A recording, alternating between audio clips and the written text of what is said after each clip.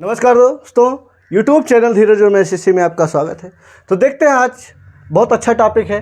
आखिर क्यों एक ना तो भाज्य ना अभाज्य, एक जो होता है ना तो भाज्य होता है ना अभाज्य, आखिर क्यों। फिर देखते हैं अपवर्तक गुणनखंड फैक्टर, अपवर्त गुणज मल्टीपल्स, अभाज्य गुणनखंड तथा कुल गुणनखंड में क्या अंतर है। देखते हैं, चैप्टर की तरफ बढ़ते हैं। बहुत अच्छा टॉपिक है ये। पहला टॉपिक कह रहा है अपवर्तक जिसको कहते हैं गुणनखंड, उसी को कहते हैं फैक्टर। देखिए, अपवर्तक क्या होता है।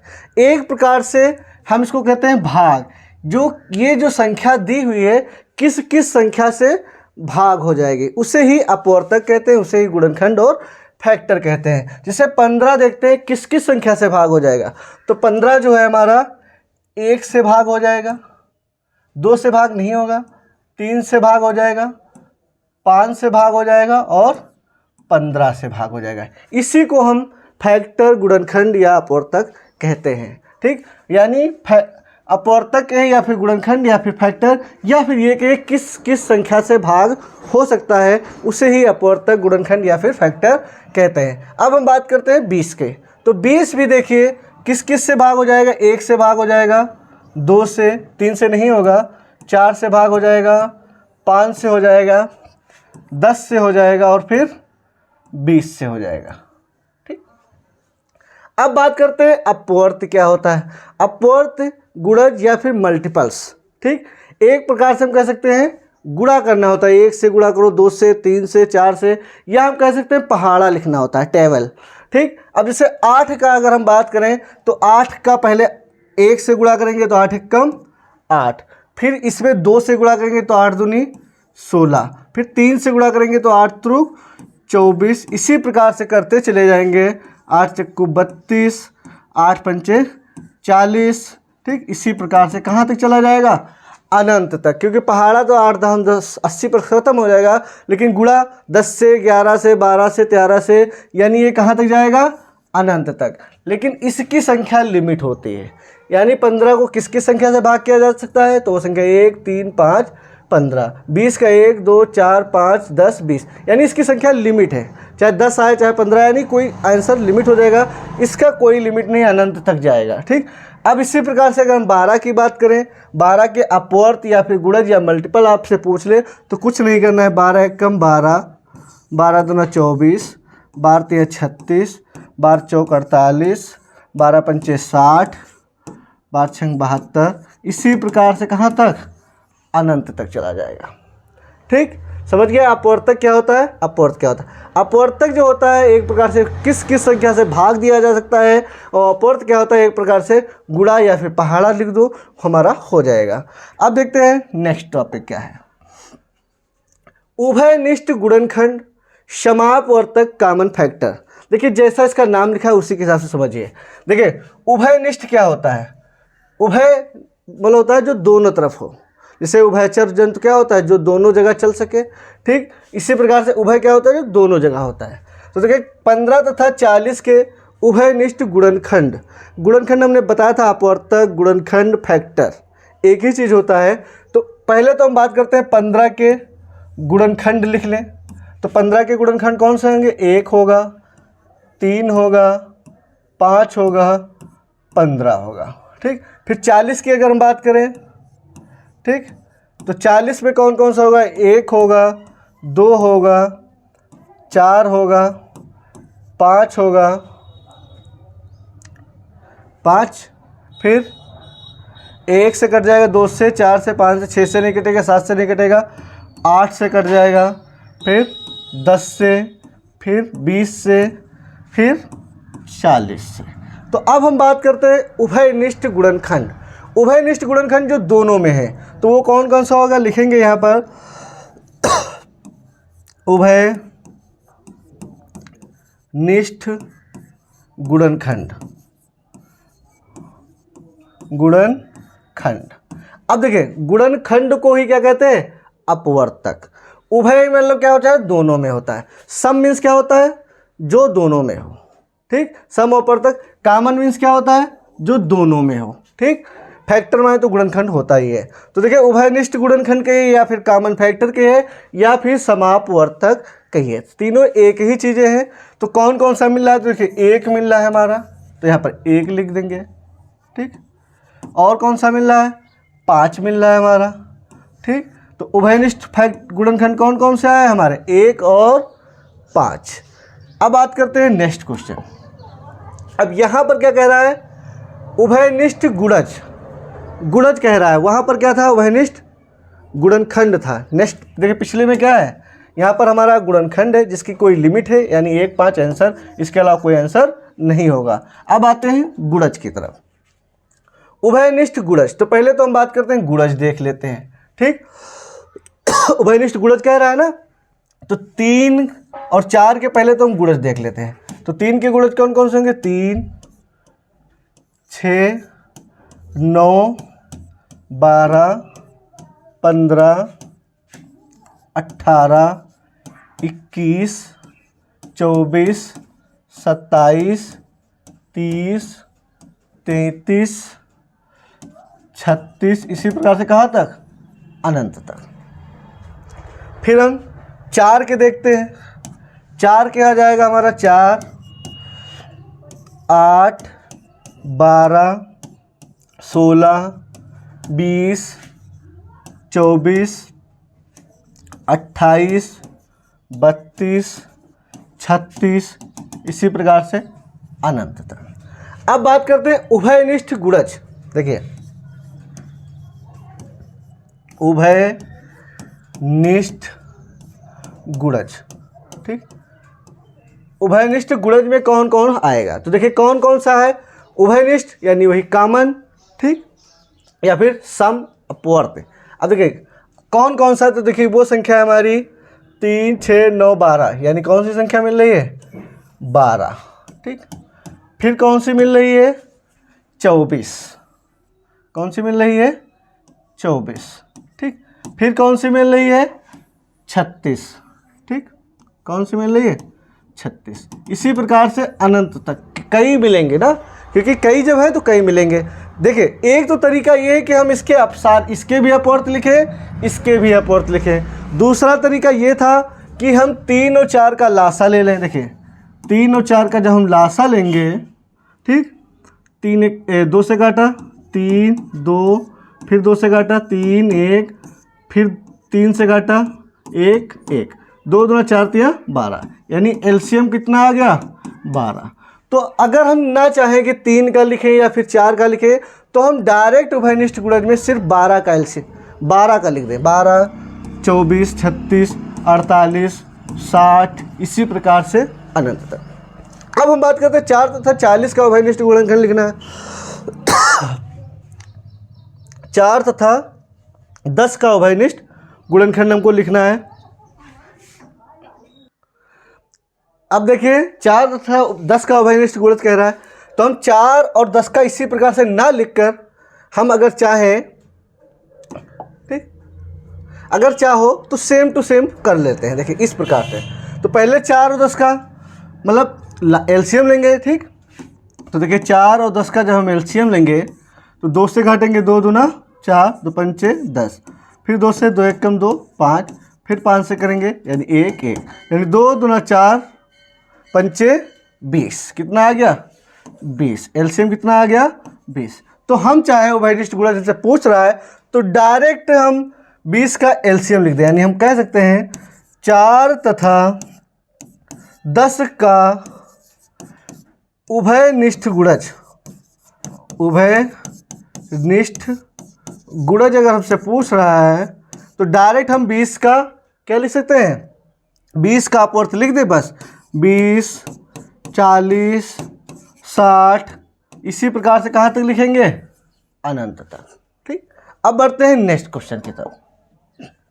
देखिए अपवर्तकों गुणनखंड फैक्टर की कुल संख्या कह रहा है हमसे।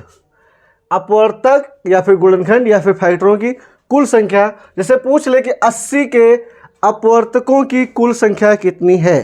तो देखिए सबसे पहले तो हम इसको हल करेंगे। समझिए जब भी कभी ऐसे सवाल पूछ ले तो इसको 2 से भाग करेंगे, कितना आ गया 40, फिर 2 से भाग करेंगे 20, फिर 2 से भाग करेंगे 10, फिर 2 से भाग करेंगे 5, अब 5 से भाग करेंगे तो कितना आ गया 1। तो 80 के हम गुणनखंड पहले लिख देंगे 2, 2, 2, फिर 2, फिर 5।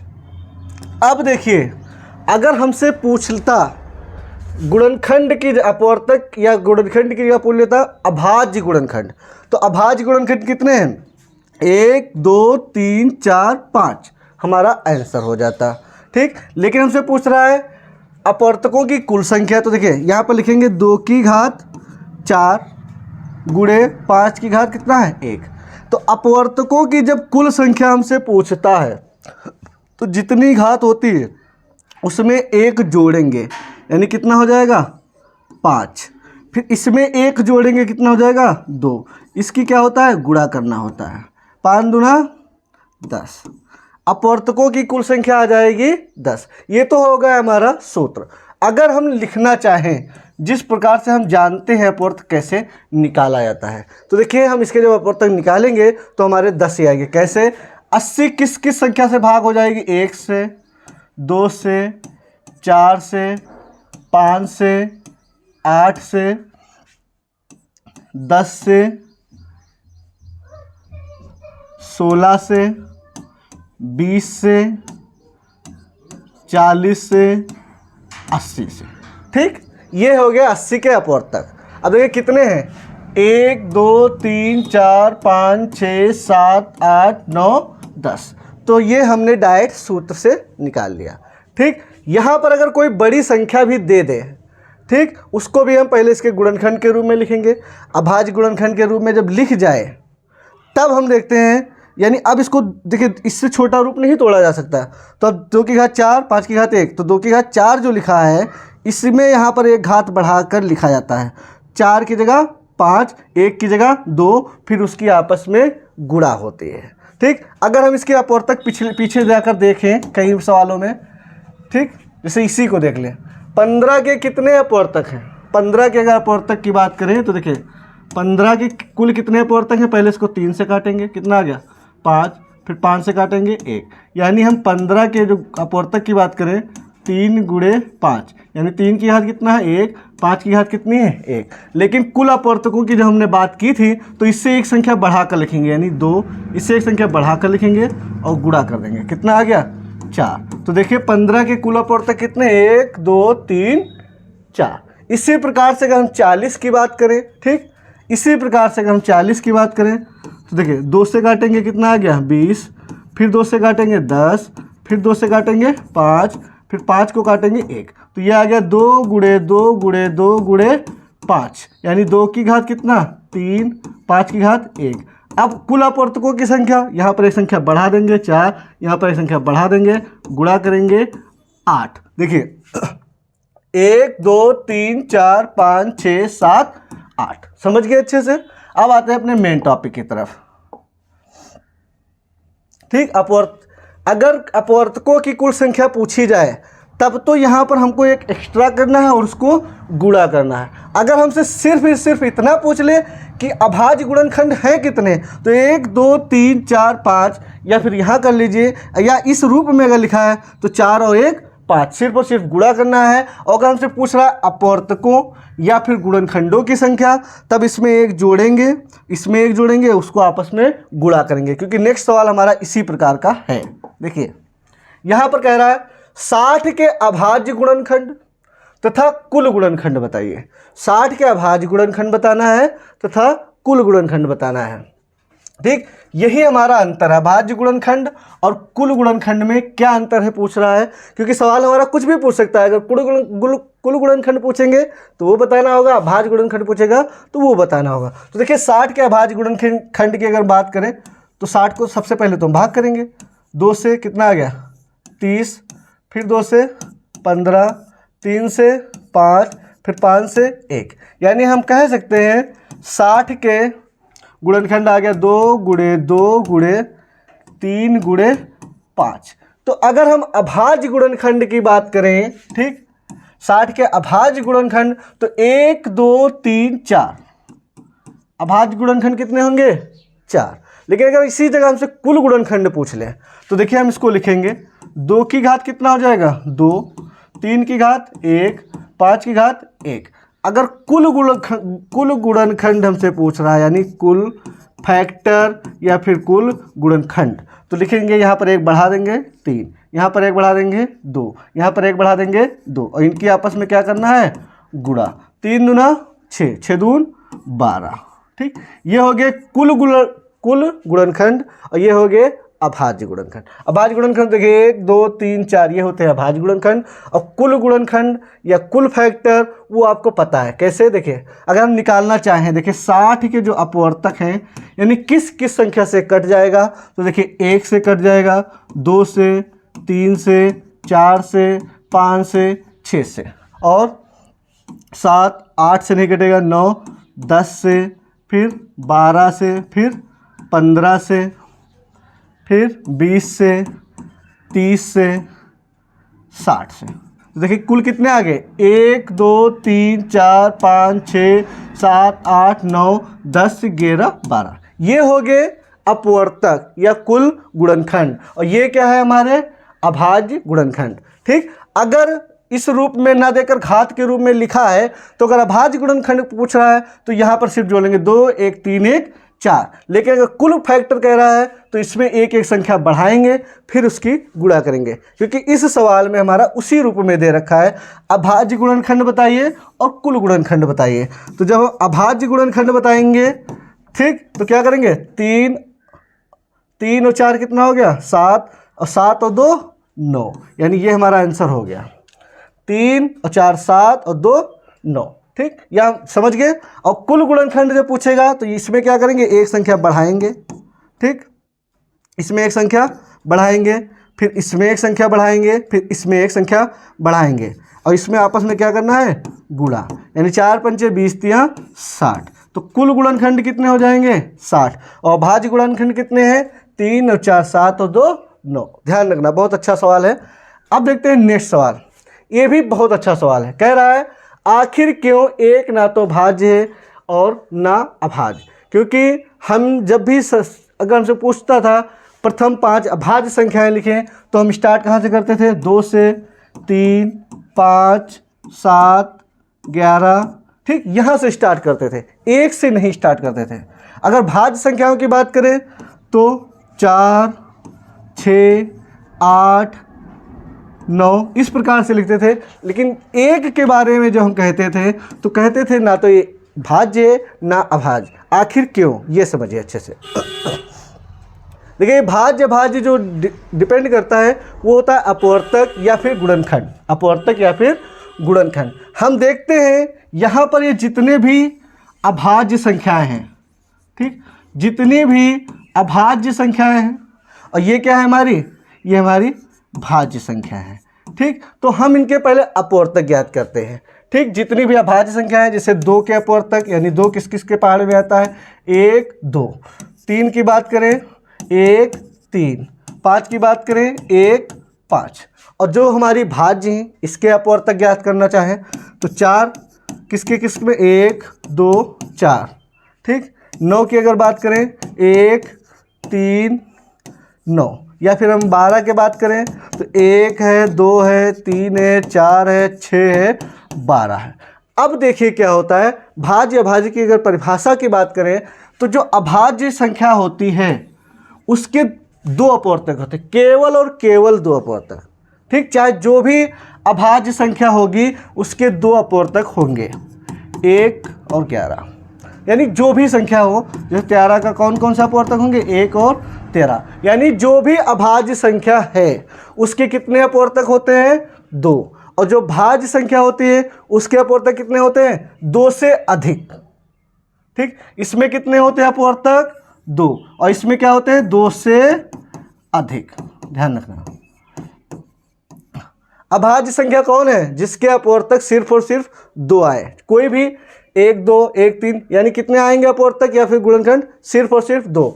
और जो ये होता है अभाज्य, जो भाज्य संख्या होती है उसके अपवर्तक हमेशा 2 से अधिक आएंगे, ठीक। और जो एक है, इसके अपवर्तक कितने हैं? इसके अपवर्तक सिर्फ और सिर्फ एक है, तो ये ना तो भाज्य की परिभाषा में आता है ना अभाज्य की, इसीलिए इसे कहते हैं या ये तो ना तो भाज्य है ना फिर अभाज्य। मिलते हैं नए वीडियो में नए टॉपिक के साथ, तब तक के लिए धन्यवाद।